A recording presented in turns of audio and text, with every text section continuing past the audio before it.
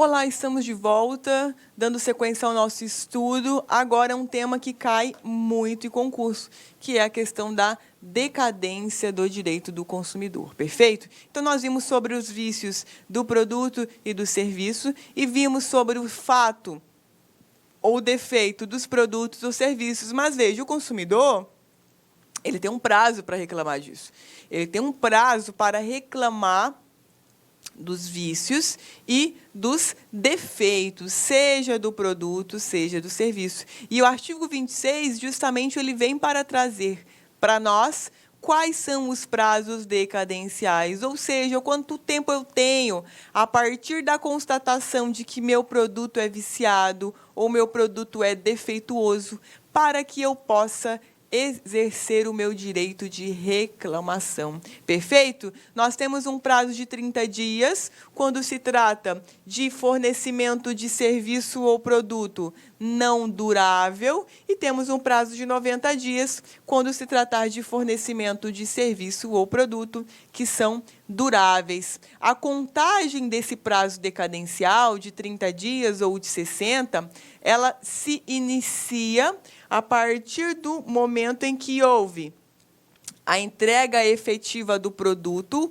ou do término da execução do serviço, é claro. Então, quando o serviço é executado, automaticamente, ao seu final, ele é entregue. Então, esse prazo de reclamação, ele começa exatamente a partir desses marcos, ok? Agora, dentro dessa contagem do prazo decadencial, nós temos o parágrafo 2º, que é extremamente polêmico, e daqui a pouco a gente vai ver o porquê. Mas você precisa memorizar da forma como é apresentado para você, que é justamente assim, obstam à decadência. Então, veja, essa obstação, o que ela faz? Bom, a gente vai ver daqui a pouco que uns entendem que esse prazo de 30 ou 90 dias ele fica suspenso, ou esse prazo de 30 ou 90 dias ele é interrompido a partir do momento que o consumidor ele exerce esse direito de reclamação. Mas daqui a pouco a gente aprofunda sobre isso. Mas guardem, a palavra é obsta, ok? Quais são as hipóteses? Quando a reclamação ela é formulada pelo consumidor perante o fornecedor de produtos e serviços, até a resposta negativa, que deve ser transmitida de forma inequívoca. Então, por exemplo, reclamei hoje, daqui a 200 dias o fornecedor me dá a negativa. O meu prazo de decadência começa a contar a partir da negativa. 30 dias produtos duráveis, 90 dias produtos não duráveis. Tudo bem? Outra hipótese também. Instauração de inquérito civil até o seu encerramento. Inquérito civil é a instauração de um procedimento administrativo de investigação que é presidido pelo promotor de justiça. Maravilha? Depois, quando a gente falar sobre procedimento, ainda que rapidamente, nós vamos voltar a esse tema do inquérito civil. Agora, veja, em se tratando de vício oculto, ou seja, que é aquele vício em que o consumidor não o constata no momento da entrega do produto ou no momento da execução do serviço, esse prazo de 30 ou 90 dias começam a contar a partir do momento em que ele constata esse defeito. Tudo bem? Então, guardem essas informações. 30 dias, produtos duráveis, 90 dias, produtos não duráveis, e se é um vício oculto, ou seja, um vício de difícil constatação pelo consumidor, esses prazos eles não são contados a partir da entrega do produto ou da execução final do serviço. Eles são contados a partir do momento que o consumidor toma conhecimento desse defeito. Maravilha? Vício aparente, portanto, ou de fácil constatação, é aquele que o consumidor consegue perceber. E aí, como eu disse, em regra, entrega do produto ou término do serviço executado. Maravilha? Agora, com relação a essas causas que obstam, nós temos um grande problema entre a doutrina e isso não está na lei. Porque, veja, As hipóteses, elas obstam. Esse obstar significa dizer o quê? Que o meu prazo de 30 dias não vai correr a partir do momento em que eu exerci essa reclamação, por exemplo. Ou, veja, suponhamos que eu tenho um prazo de 60 dias. 60 dias não, me perdoem, de 30 dias. Em 20 dias eu exerci a reclamação. Voltou a contar de novo do zero? Então, esse obstar significa que ele vai interromper no sentido de zerar. Então, se no 20º dia eu reclamei, volta do zero de novo os 30 dias. Então, isso é muito divergente e nós não temos nenhuma posição segura para dar para vocês. Então, você só vai memorizar o que está na lei mesmo, nessa palavra, obsta a decadência, ok? Muitos dizem que obstar seria a suspensão do prazo. Então, por exemplo, eu tenho 30 dias, tá, reclamei.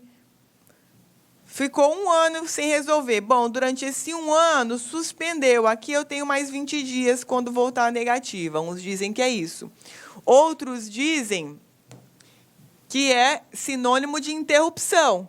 Então, por exemplo, eu tenho 30 dias, exerci 10 aqui, reclamei.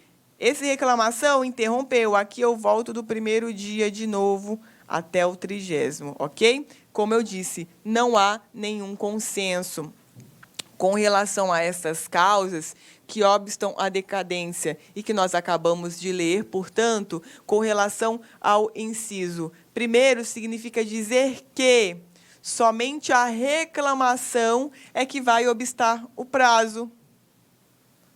Então, por exemplo, fui lá no PROCON, professor, eu já reclamei.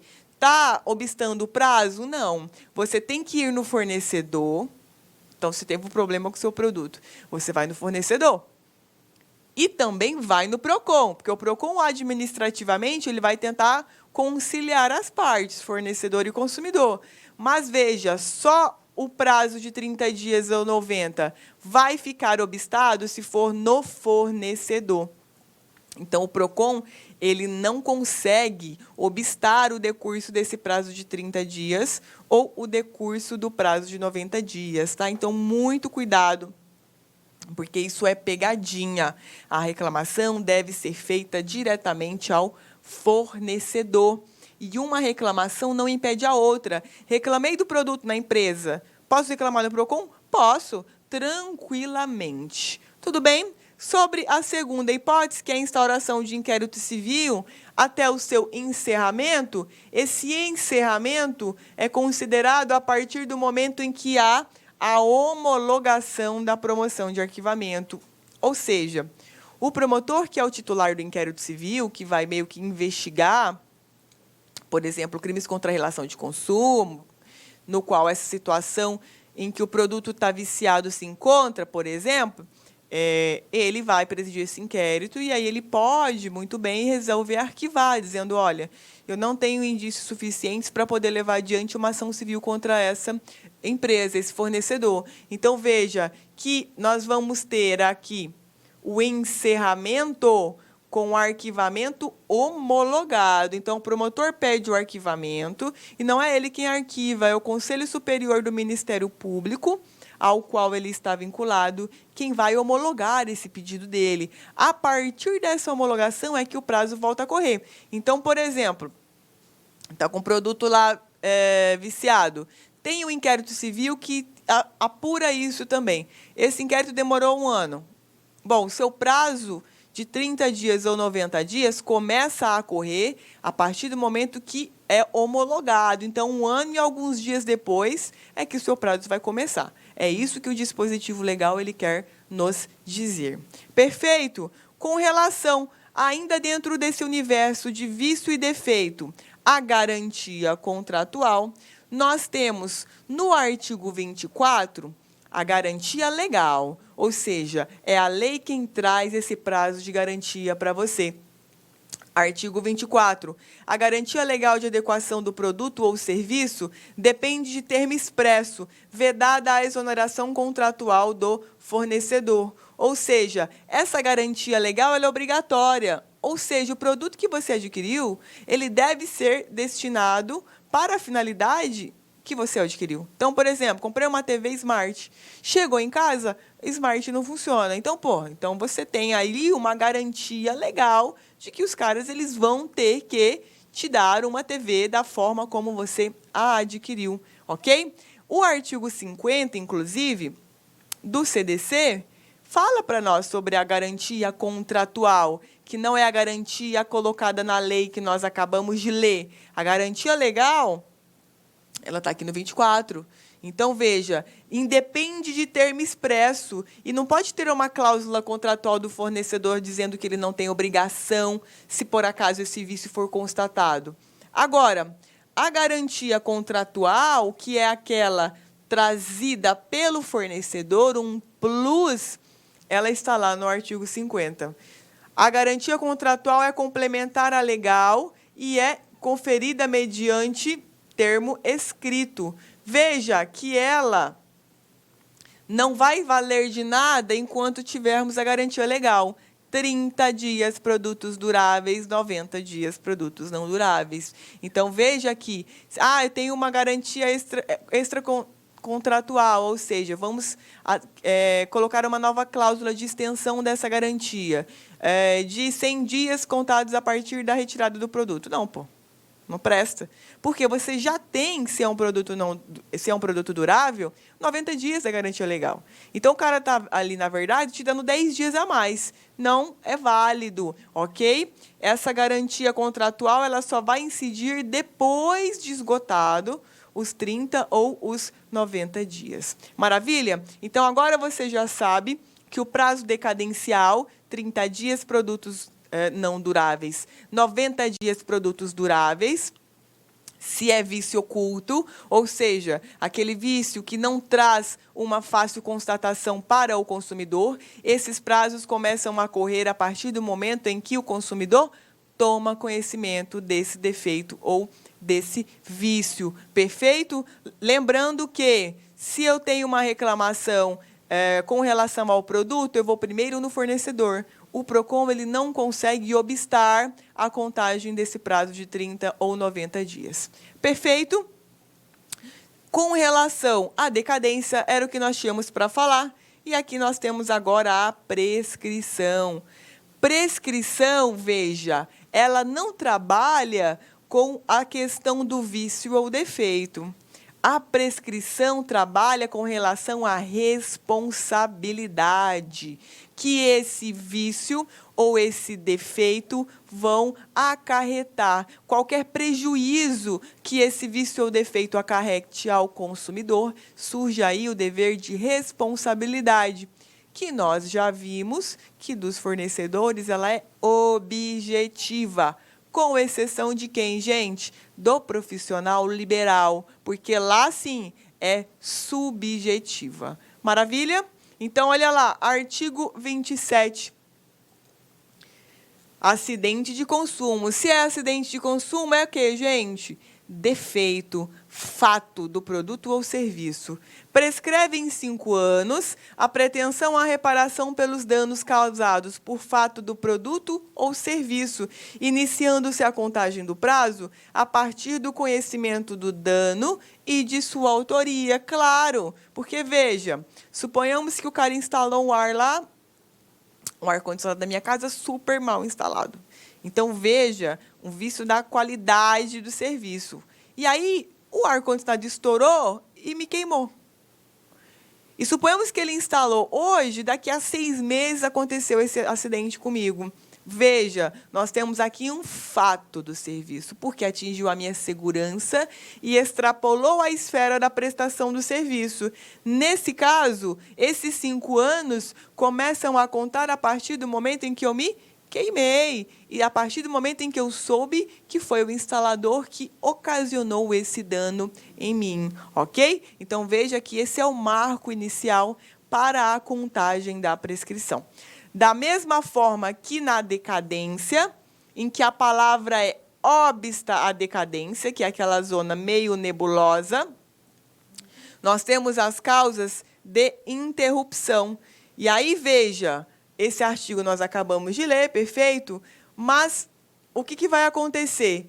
Com relação ao custo do prazo de interrupção ou suspensão da prescrição, o CDC, gente, ele não trouxe nada para nós. Não tem prazo. Diferente da decadência, que é 30 e 90, e da prescrição, que é 5 a partir do momento do fato do serviço, ou seja, do evento danoso, acidente, atingiu a segurança do consumidor. Veja que na prescrição, a gente não tem nada que vá interromper ou que vá suspender a contagem desse prazo de 5 anos. Não no CDC. E aí, o que vai acontecer? Nós vamos usar as disposições do Código Civil, do 197 ao 204. É óbvio que se no seu edital está caindo o Código de Defesa do Consumidor, você não vai se importar com esses artigos. Por quê? Porque não estão na lei. E primeira fase a gente já sabe que é o que está expresso na legislação. Mas eu trouxe aqui para vocês apenas um artigo, que é o 202, para vocês terem uma ideia de como é que se tem lá no Código Civil acerca da prescrição. Isso aqui se aplica ao CDC, repetindo. Por quê? Porque o CDC ele não traz artigo próprio de causas de suspensão ou de interrupção da prescrição. Perfeito? Então, olha lá.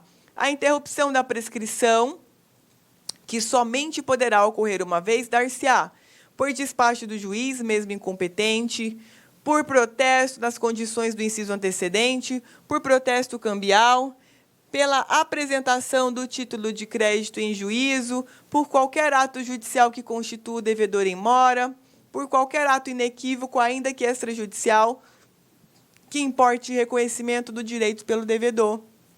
Parágrafo único. A prescrição interrompida recomeça a correr da data do ato que a interrompeu. Veja que isso aqui são exemplos em que nós também, no CDC, vamos aplicar por analogia. Maravilha? Agora, é claro, professora, no meu edital vai cair civil e consumidor. Então, você, meu querido, ou minha querida, vai ter que bater o olho nesses artigos aqui.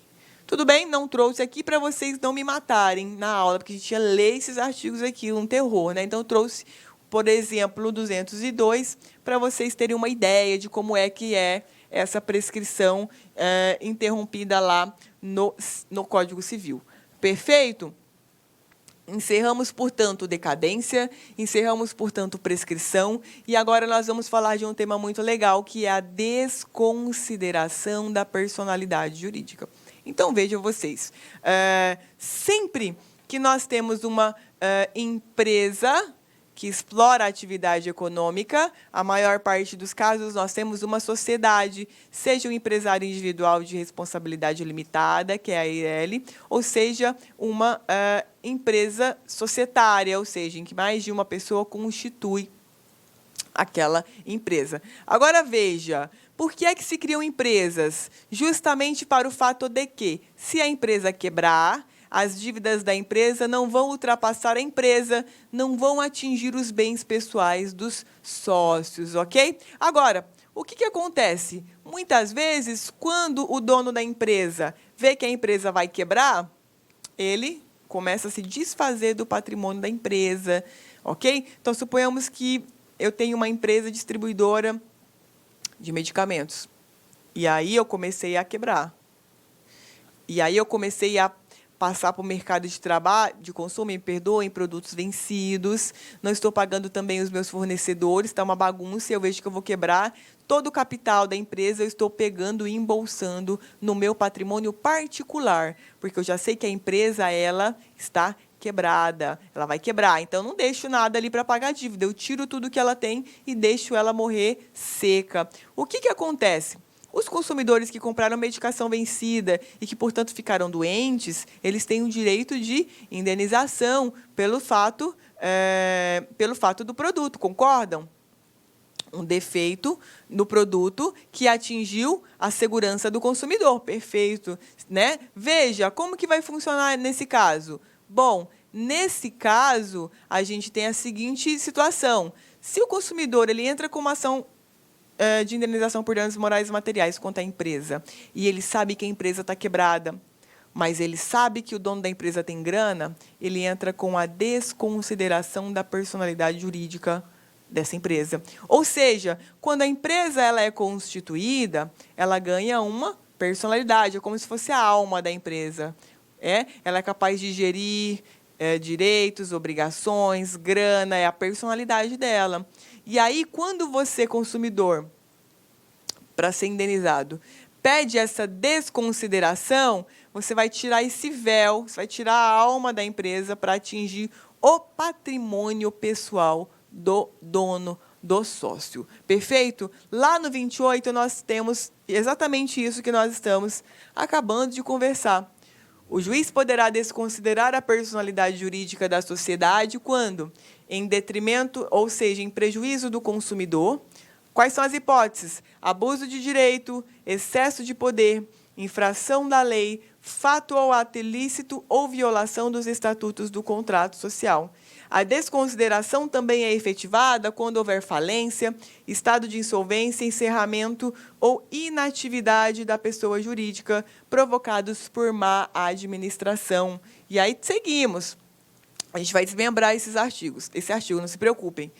As sociedades integrantes de grupo societário e as sociedades controladas são subsidiariamente responsáveis, ou seja, se eu tenho lá um grupo, sei lá, grupo da árvore, e esse grupo tem lá a planta, tem lá o coentro, tem lá o alface, que são as empresas controladas do grupo matriz.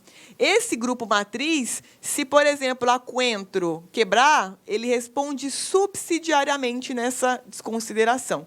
Perfeito? Parágrafo 3º. As sociedades consorciadas são solidariamente responsáveis pelas obrigações decorrentes deste Código. E aí, veja, as coligadas somente responderão por culpa. Isso aqui só cai em prova de direito empresarial, não se preocupem. Em parágrafo 5º, também poderá ser desconsiderada a pessoa jurídica sempre que sua personalidade for, de alguma forma, obstáculo ao ressarcimento de prejuízos causados aos consumidores, tá? Dentro desse universo da teoria da desconsideração da personalidade jurídica, nós temos muitos posicionamentos sobre o que é necessário se provar para que se possa tirar esse véu e atingir os bens dos sócios proprietários. Tudo bem? Nós temos, portanto, dentro desse universo, as hipóteses teóricas, que a gente vai ver daqui a pouco, e temos aqui as hipóteses da desconsideração. Daqui a pouco a gente vai falar o que precisa ou o que não precisa de provar para desconsiderar. Mas, por enquanto, o que está na lei? Abuso de direito, tem que memorizar isso aqui? Tem, por isso que eu trouxe em tópicos, tá? Abuso de direito, excesso de poder, infração da lei, fato ou ato ilícito, isso tudo praticado pela empresa.